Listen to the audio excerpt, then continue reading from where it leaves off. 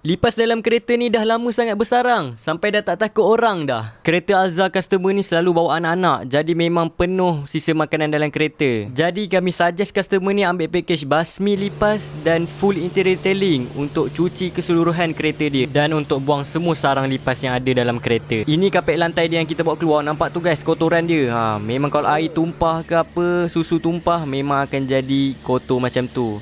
Dan kita akan brush kapet lantai korang supaya jadi betul-betul bersih macam kereta baru. Dan selalunya memang akan ada telur lipas bawah kapet lantai ni guys. Sebab itulah kita bawa keluar, kita tembak dan vacuum untuk hilangkan semua telur-telur tu. Sebab telur tu takkan hilang kalau tak bawa keluar kapet lantai ni. Dan selepas siap cuci, kita akan jemur bawah matahari supaya kering.